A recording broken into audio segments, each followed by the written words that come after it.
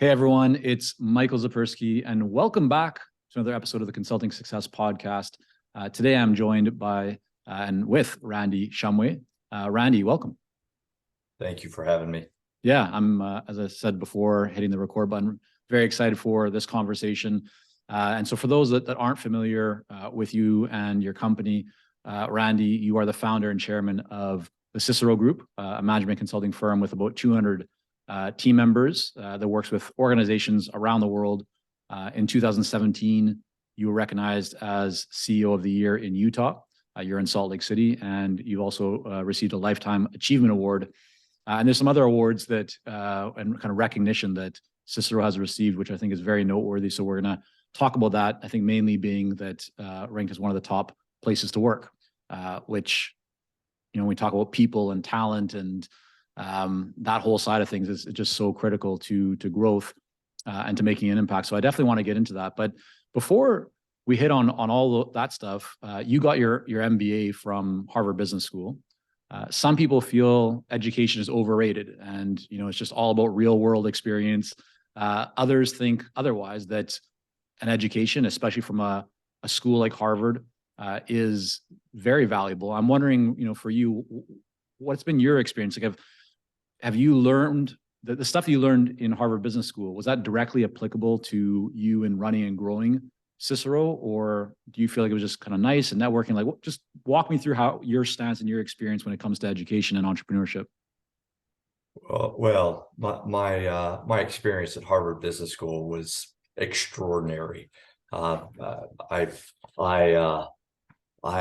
studied more of a humanities focus in undergraduate, thoroughly enjoyed it, learned how to critically think and how to write, how to solve problems, but didn't necessarily have the business knowledge skills needed in order to help large organizations solve their most complex problems. And HBS, it just tremendous 2 years. I sat alongside some of the smartest, most capable people I've ever met. We pour over these case studies and the foundation from leadership to marketing to entrepreneurship to legal components that you need to take into consideration. I didn't get very good at accounting or finance, but got even a little bit of foundation in that as well. And I think I have leaned heavily on that Harvard Business School foundation. Now I'd be on the far right of the spectrum in terms of my advocacy for education. I think it opens one's eyes. It helps you. It gives you building blocks by which you're able to go into any situation. And you might not know the answer, but you know how to get to the answer. And it creates an inquisitive nature that propels lifetime learning. And frankly, in management consulting, it gives a degree of credibility that you have a degree of training that's prepared you to give them, to give clients accurate answers. Yeah. So you started the company in 2001. What made you start your own consulting firm? You could have continued to, I know you had an internship at another large consulting firm and spent some time in different organizations, but why not just climb the corporate ladder or, work for a private equity firm or a hedge fund or something else? Why actually go out and start your own firm? Well, I often am asked to speak at business schools, and one of the questions I'm always asked is, what was my business plan?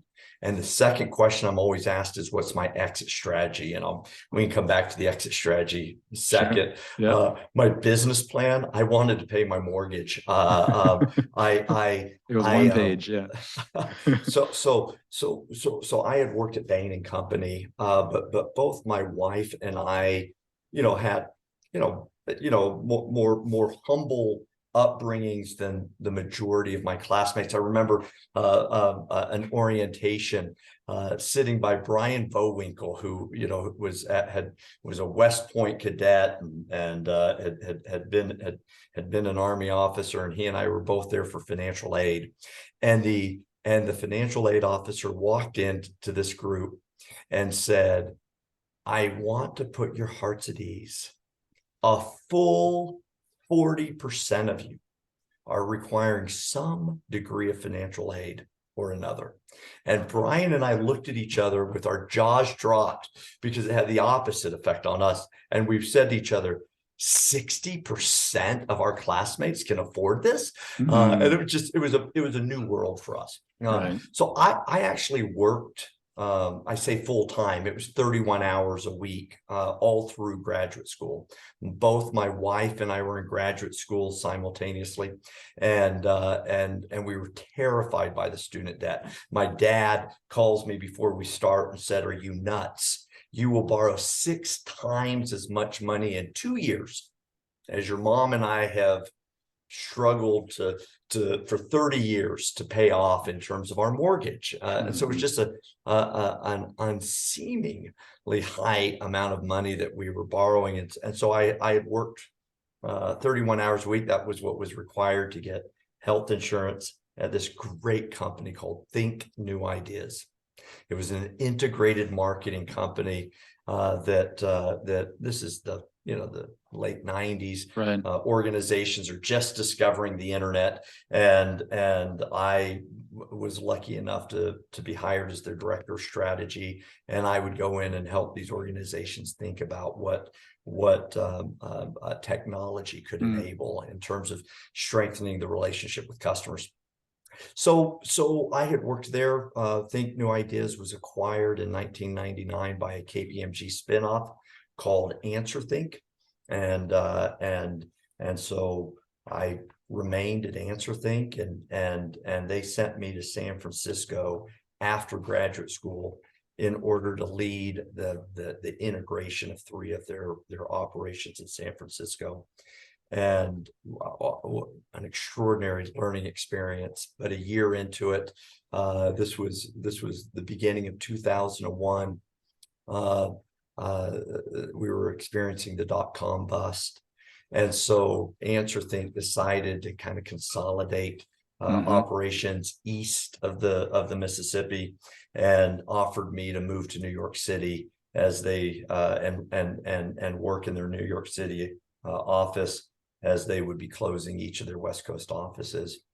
And it just so happened that during this period of time, my wife and I had unexpectedly become foster parents to a 14-year-old young man.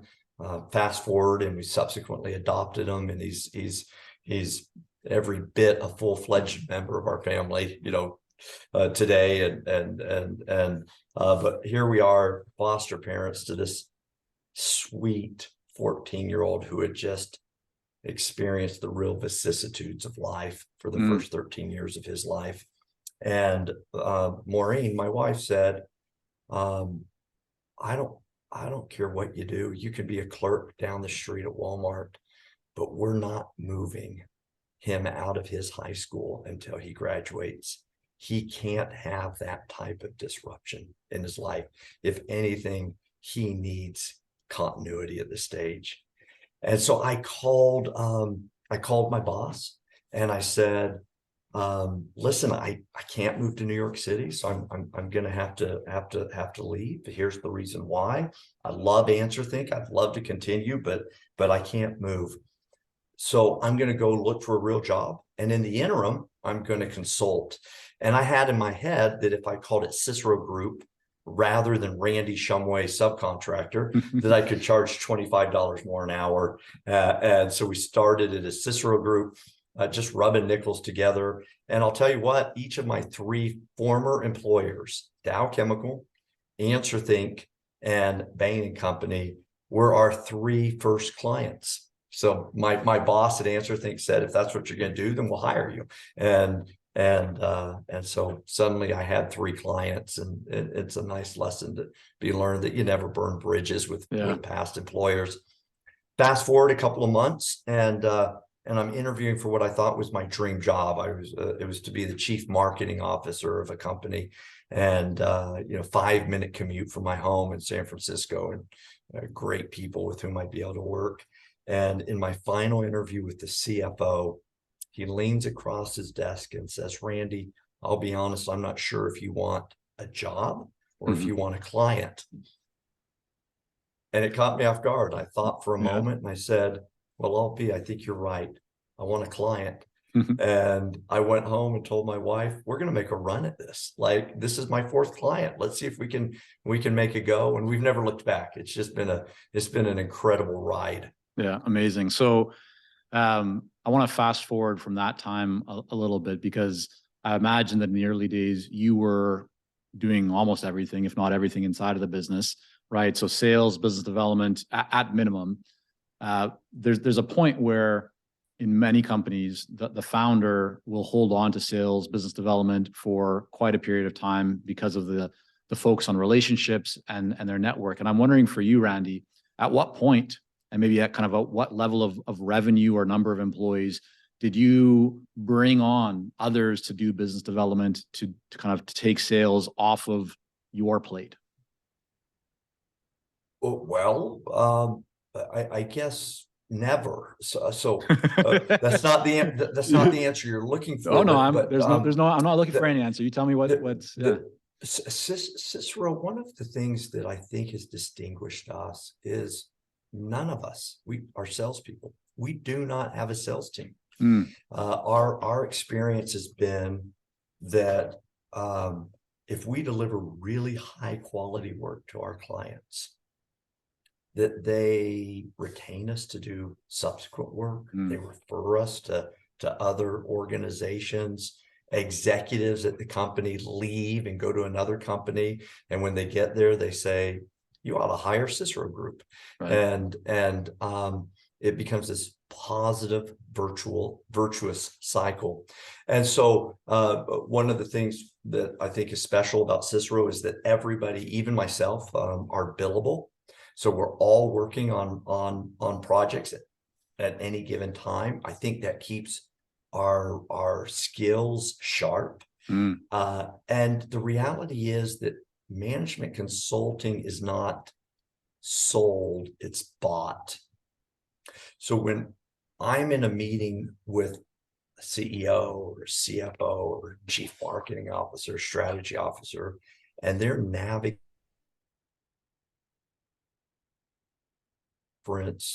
an analogous situation, or I'm able to tell them the framework that I would utilize to approach this problem if I were in their shoes, they realize, oh, we really know what we're talking about. And that conversation always, it evolves into something further to say, hey, how could you help? So we've grown pretty consistently at about a 20-25% clip a year, without a single new business development person, and simply by delivering really high quality work for our clients. And so I'd love to kind of dig into that a little bit more. When you talk about high quality work or really high quality work, what does that look like for you? How do you define really high quality work? Well, I think that because a lot of people can say that, right? Like a lot of people say, oh yeah, we provide the just high quality work. Or so what does that really mean to you? And I'd love if maybe you could take that from the perspective of your clients. What do you think distinguishes your high quality work from other work that another consulting firm might provide? Well, I'm going to answer that with a story, and then I'll try to be a little bit more methodical and give you like 3 or 4 distinctive, characterizations. But the story I'll use is the chief people officer at a Fortune 10 a global organization calls me and says, I can't wait for your team to come in and help us with this next problem. And Randy, can I tell you why? One of the VPs and I were running for the elevator, and we said, hold the elevator. And they didn't get held. And my colleague puts her arm through the elevator right as it's closing in order to prevent it from shutting. It opens up and there's a bunch of 25, 26-year-old, Ivy League graduates, all on their cell phones, look up at us like, who do you think you are? And we got on the elevator, and those consultants from one of the 3 most well-respected brands in industry walk out of the elevator, and she says, this other VP and I look at each other and go, oh, why do we have those folks in here ostensibly trying to help us when they are so condescending toward us? We can't wait to work with Cicero again. I think we have tried to differentiate ourselves by being nerds with personalities. We roll up our sleeves. We rather than replacing our clients, we try to build internal capacity. We measure the results of what we recommend, and we live by that. So a lot of organizations, a lot of consulting firms, they conclude when they deliver the deck, right? And whether or not it's a doorstop or actually executed, kind of indifferent to them. In fact, you often hear them say, well, the strategy was brilliant, it was the execution that was flawed. Right. Oh, give me a break. If it's not executed, it was useless.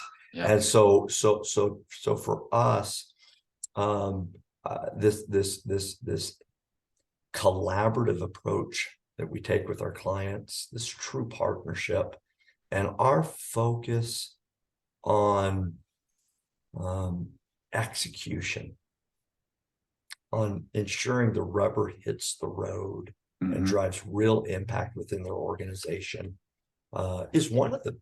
I mean, not only is it good for our clients, but then we're able to reference, here's what you asked us to do, here were the results, and that lends itself to clients saying, if you're able to help us over here, can you help us over there? Right.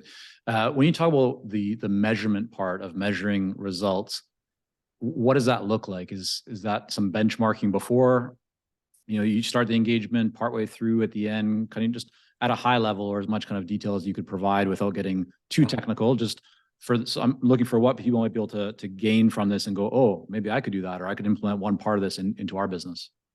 Well, you just answered it. Okay. So it's defining beforehand. Here's what we're ultimately trying to accomplish, agreeing on a few metrics, and then objectively measuring the degree to which those metrics are being achieved, not just when we're there, but subsequently.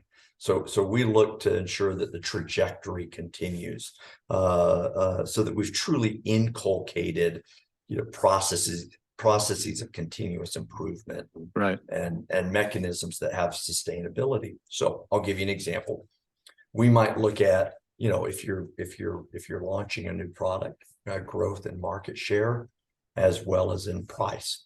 You might also look at Net Promoter Score, not just among customers, but among employees. Right.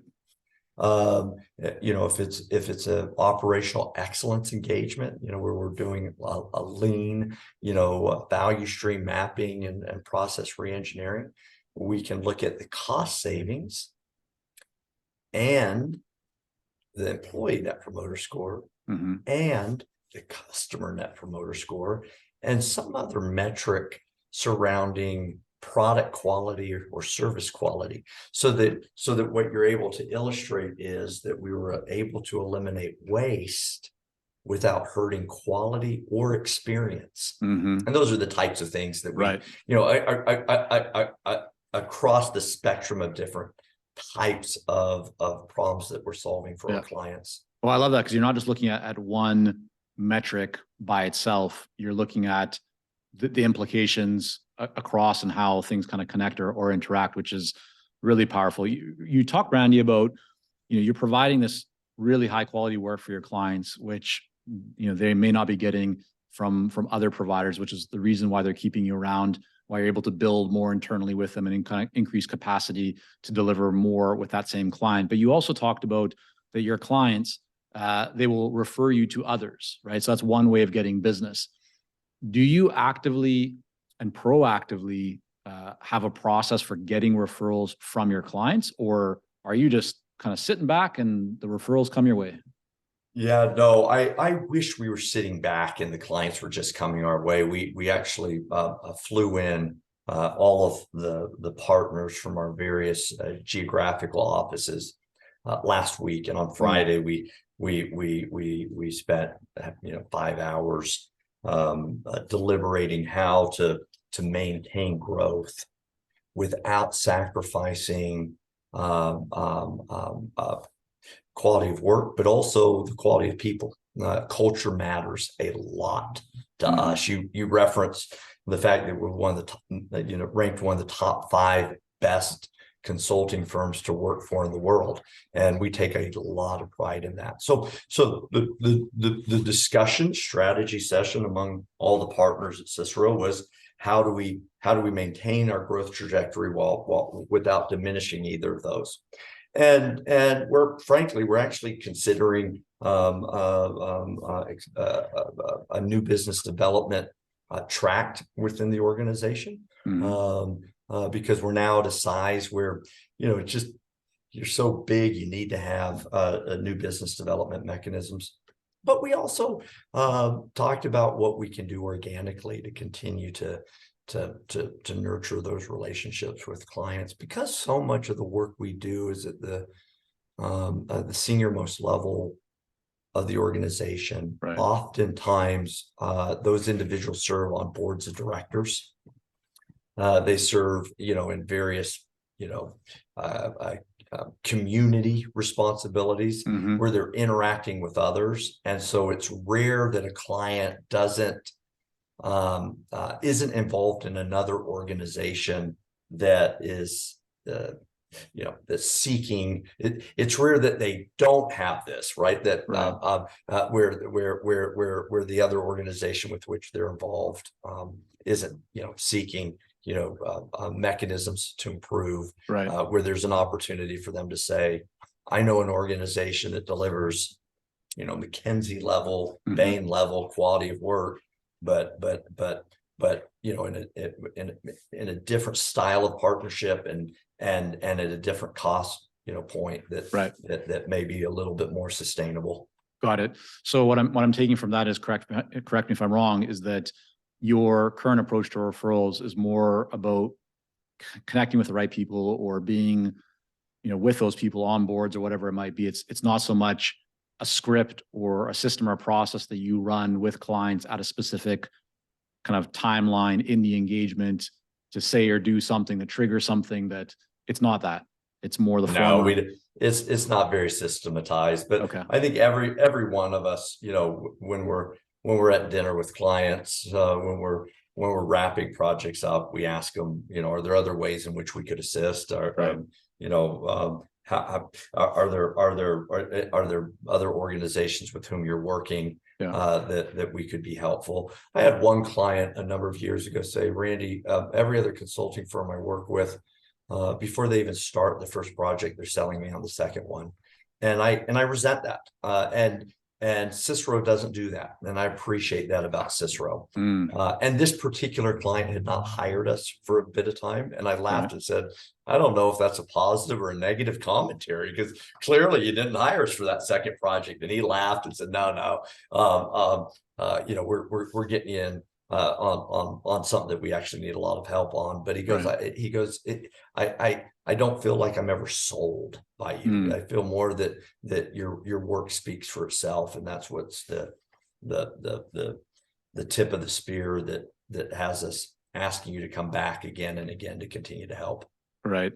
So right now, I'm wondering, for the firm owner that might have 10 people right now and wants to grow to 30, or the one that's at 30 that wants to grow to 50 or 100, what do you think they need to be kind of focused on at each stage? Another way to kind of say this is, what should people be paying attention to, or what do you kind of see as the shifts in focus or activity as you kind of go through the different stages of growth? Yeah, no, it's a tremendous question, and there's variations at each level. Sure. We'll hit our 22-year, anniversary here in a couple of months, and we take a great deal of pride in not playing house. What do you mean by that? And yeah, thanks for asking. Number of years ago, over 20 years ago, this is during the dot-com boom. I have a friend who has a great idea and asks me to serve on the board. And every quarter when we would meet, they would talk about how, what they were doing to perfect the business plan, and the people that they had added to there's a board of directors, but there was also a board of advisors, and how thoughtful they had been about the structure from the beginning of the company, because everybody had these examples of how they had ignored the structure of the company, and then it had blown up because when they got big and went public, there was all this confusion and greed and hurt feelings. And so they were going to build it right from the get-go. And every meeting I would say, have you piloted the product with a couple of customers? And they say, no, Randy, let's not put the cart before the horse. We got to get this, this infrastructure right. And they ran out of funding.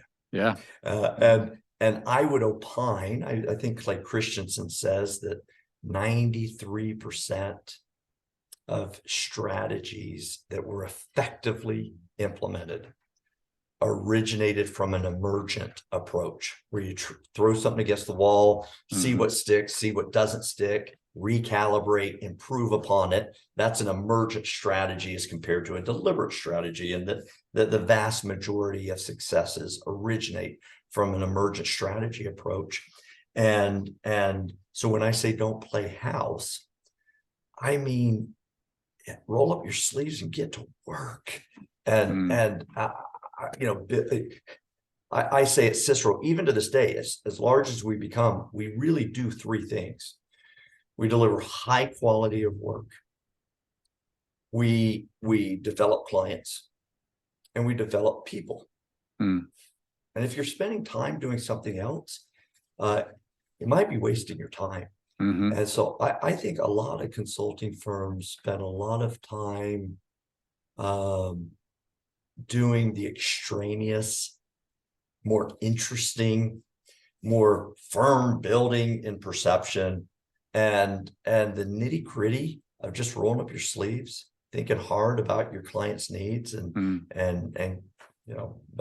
building the solutions that will maximize success for your clients. That you delegate that to others. No, you lead out. That's how you build culture. You lead out on the things that are driving the greatest value for your clients. So I would say at every level, the larger you get, the more you need to make sure you've got the legal infrastructure and the financial backbone. And but for the first few years, I mean, I run to Alpha Graphics and print business cards. I had just a local bank account with Is there a level in your mind that you would? Sorry to interrupt, Randy. I was just going to ask you: is there a level in your mind that you think people really shouldn't focus too much about all the, the shiny objects and all the potential improvements? Like they should just be focused on the fundamentals and foundation, like to 10 million or 5 million. Or like, is there a number in your mind or a certain number of people? How do you think about that? So, some might say I'm being a little risk adverse, but we've never taken an outside dollar. We've always made payroll. We have a really strong balance sheet today, and we did it by focusing on the core and not letting there be subsequent distractions. And so I will tell you that in 2010 we were looking to acquire a company, and a good friend of mine runs a private equity firm. And I said, I'm a great operator, but I'm not a great investor, because the glass is always half full for me. I always look at the glass and think, hey, if we do X, Y, and Z, we can make it improve. And I like being an operator. Will you look at this deal and tell me whether or not we should do it? And he said, yeah, come on in and just share everything with me, Randy. Open the book about your organization and about the organization you're acquiring. Halfway through our discussion, when I came in to do that, he said, now who's your banker? And I said, what do you mean? And he said, well, who's your banker? I was like, I don't need a banker. I get deposit funds and I withdraw funds. And he goes, yeah, but who do you have your line of credit with? I said, line of credit? Well, I don't need a line of credit. If we don't have the money in the bank, we don't do it. That's how we prioritize. And he starts full belly laughing and going, come on. And I don't know. I'm a believer in the blocking and tackling.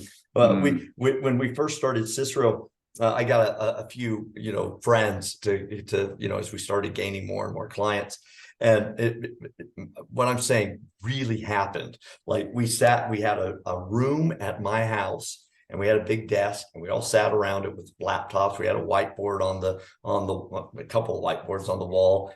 We had a big phone in the middle of the conference room, and we'd all put headphones in and work and then take them out and collaborate, things like that. And the phone would ring, and somebody would pick it up and say, Cicero Group, this is Daniel. How can I help you?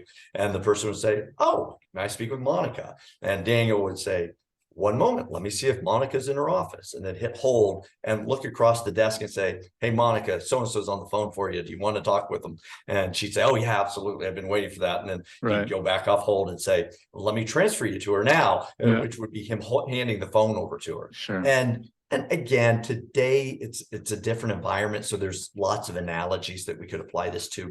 But we didn't need a sophisticated phone system. We didn't need a sophisticated network and a monthly lease and things like that. I mean we were probably a dozen people before we secured an office and a legitimate phone system, and we were probably 25 people before we hired a law firm to structure to spend $10,000 to get all the corporate documents done correctly and things like that, because it's just like we were pitching pennies to focus on the core.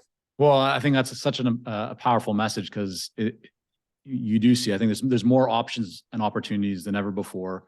People get distracted with all kinds of software and tools and just new trendy shiny objects, and shift their concentration away from the things that really matter most. So it's a good lesson to have you share. I want to ask you as well, Randy, when you look at your lessons learned to this point in growing the business over the last couple decades or so, what are some of I call them lessons learned, AKA mistakes that you've made, that just, you still remember. They're big ones. And, with the benefit of hindsight, if you could go back, maybe you would fix them, maybe you wouldn't, but just what is something that you've learned from that you go, gosh, this is, I don't want somebody else to make this mistake, or I think this would be a really great opportunity for somebody to adjust, knowing what I know now. What stands out for you? So many examples. Yeah, I know it's hard, right? We learn best from the mistakes we've made, and we've made quite a few doozies.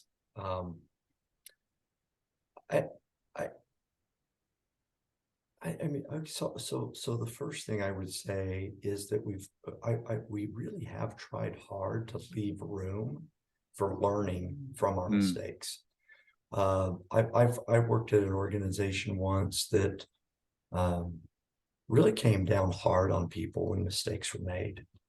And it made no sense to me at all, because it stifled innovation. People were reluctant to take risks, and the status quo was what was rewarded, and it's what they got. And so I hope one of the things we've effectively done as an organization is just gotta, learn how to celebrate mistakes, and instead of sweeping them under the carpet, share them with one another, and collectively learn from them. Was that not always the case then? I think it's always been the case at Cicero to do that. And Okay. so along if you were to ask, keys to success, it was inculcating that behavior that allowed people to make mistakes, to laugh about it, and to learn from it.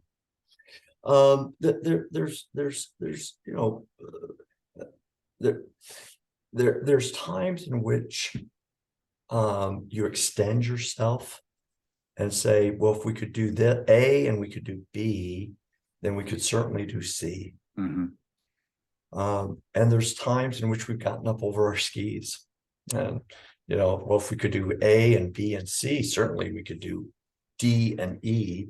And we start doing it and realize we didn't have the core capabilities that were necessary.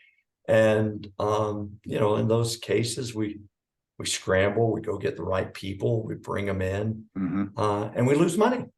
But we never don't deliver.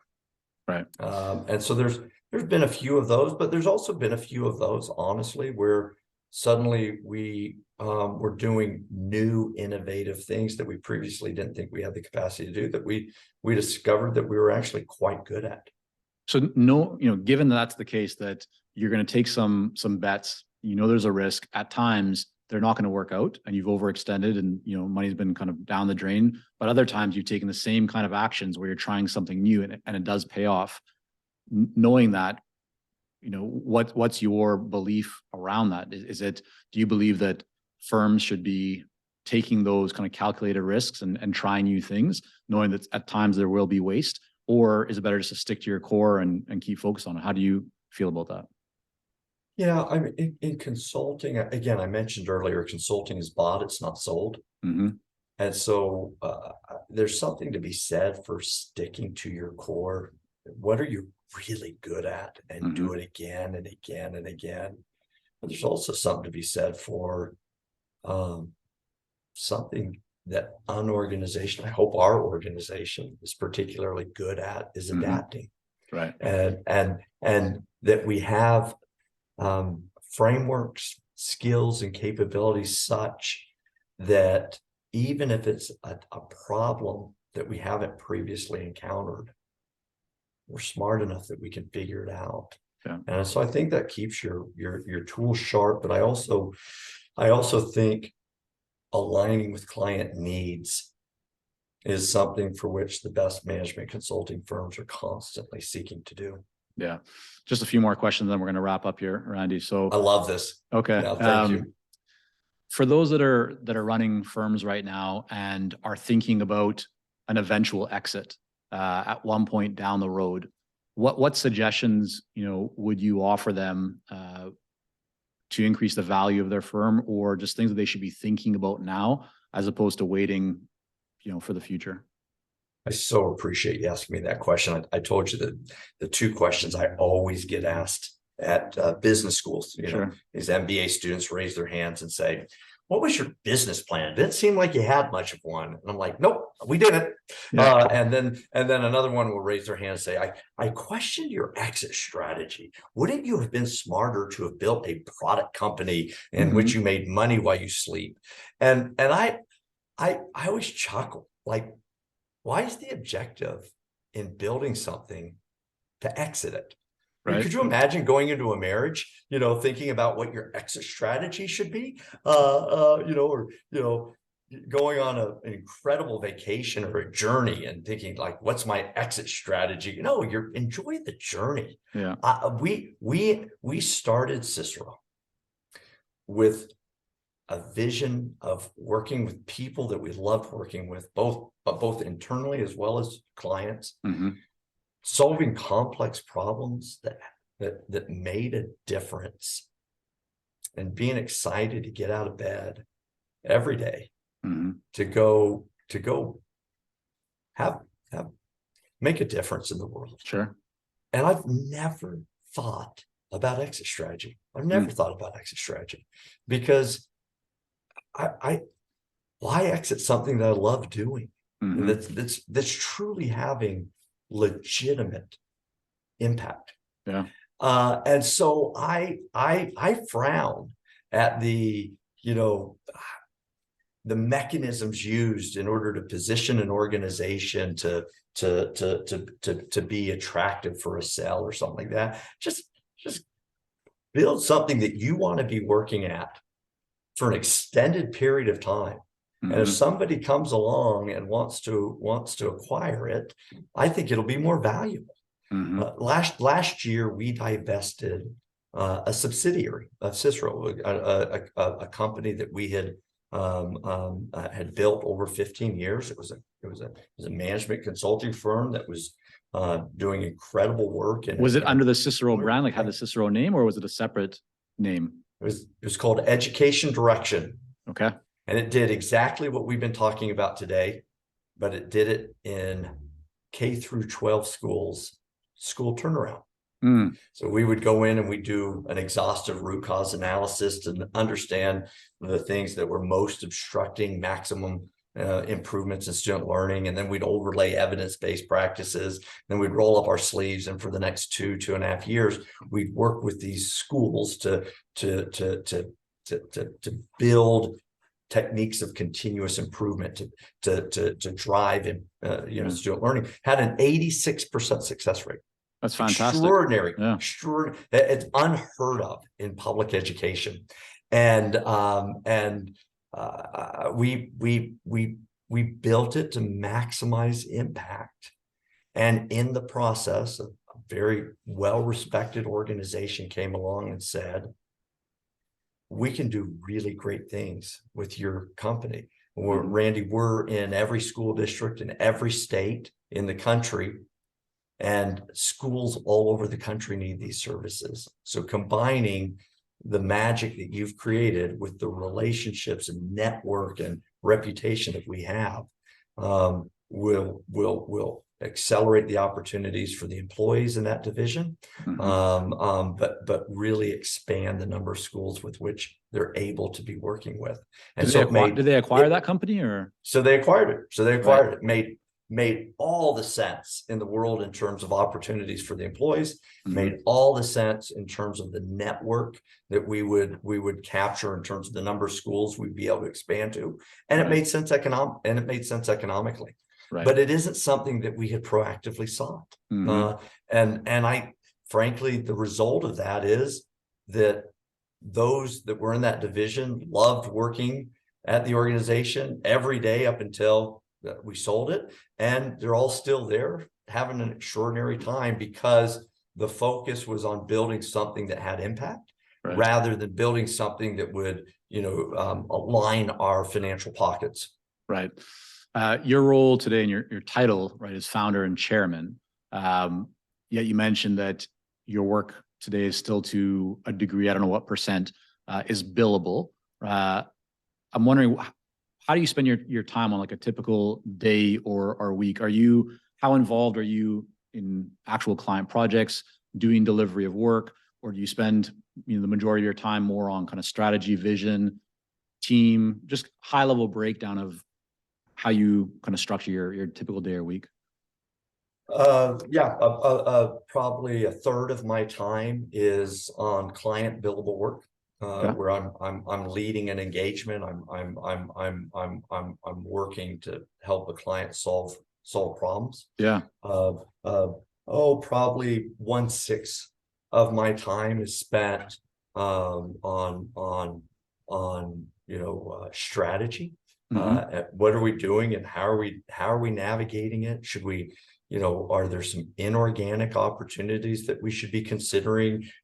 Where should we be expanding geographically? Why is one geographic location doing better than another geographic location? What can we learn from that? Right. Probably, another, 1/6 of my time is spent on people development, mentoring, training, being a thought partner to individuals, professional development type things. And then the remaining 1/3 is probably spent on, new business development, right? Or, evaluating proposals, Right. meeting with prospective clients, doing community work, doing, I haven't done many podcasts, but speaking at conferences and doing televised interviews and Sure. things like that. I serve on a few boards, and both corporate boards as well as philanthropic boards, and so that takes a Sure. portion of that time in that bucket as well. And then Randy, so with 200 kind of employees, team members, how many direct reports do you typically have, or what does that structure look like? I don't mean for the whole organization, but just more as you've grown. To me, it sounds like you have a very hands-on direct approach, throughout the organization. But how many people are you having, set weekly meetings with that are direct reports? Well, you would be so disappointed in our organizational structure. We're very flat. I think of one of the senior partners, Lawrence Cowan, been a partner for many years. I love the guy, constantly learning from him. Coming into my office the other day and saying, "Dude, what are you doing in my backyard?" And it was an area for which he has responsibility, and I inadvertently had swam outside of my lanes and was trying to help out in something for which he had responsibility. It was totally inadvertent. My motive had been pure. It had been to help, and then it just kind of scope creeped into being in his lanes. And I don't like people swimming in my lanes. And I immediately said, "Dude, I did not mean to. I apologize," and shared with him everything that I'd learned, what the work I'd done so far, and handed it over to him and said, "You run with it. This is your department." So one of the things we do is, among all departments, all the partners, we have different responsibilities. How many partners roughly across the company? No, a dozen. Okay. Yeah, maybe 15. Yeah, I guess I got it. We call them senior partners and partners, but they're all partners, right?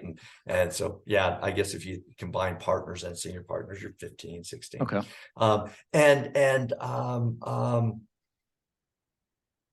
And each of us has different responsibilities, and we have a weekly leadership meeting that I guess ostensibly I lead, but I don't facilitate it. Our director of operations facilitates it, collects all the necessary information, reports out to everybody beforehand, so that when we come, we're just discussing solutions rather than than coordinating things. And we each pitch in where we're needed. So I guess the buck stops with me, but usually it's I have a few things for which I have responsibility, and other partners have things for which they have responsibility. And sometimes I'm going to work on something where the particular responsibility, the buck stops with an engagement manager or a principal. And if so, I treat them as if they're the boss and say, "Okay, I'll return a report. I'll tell you what things I did and how where I got them to, and I'll deliver them to you, just like I would expect you to do with me if I were in charge of it." Got it. All right, quick rapid fire before we wrap up here. I'm really interested in your approach to lifestyle. Building a sizable firm. How do you find balance? What are you doing on a typical kind of daily basis, Randy, in terms of, are there a couple of habits that you have that you feel really contribute to your success, to showing up with being able to deliver at high levels, maintaining focus? Anything kind of stand out? Sure. I have 5 children. I'm resolutely committed to being a good husband and good dad. I'm married to the most tremendous woman in the world, and I try very hard to listen. So when I screw up and she says, "Dude, hey, rebalance," I hope I do a good job listening and adapting. I do exercise every day. You can't see, but I'm standing on a treadmill, and I have a walking desk, and if I'm typing emails, I'm walking. Are you walking right now?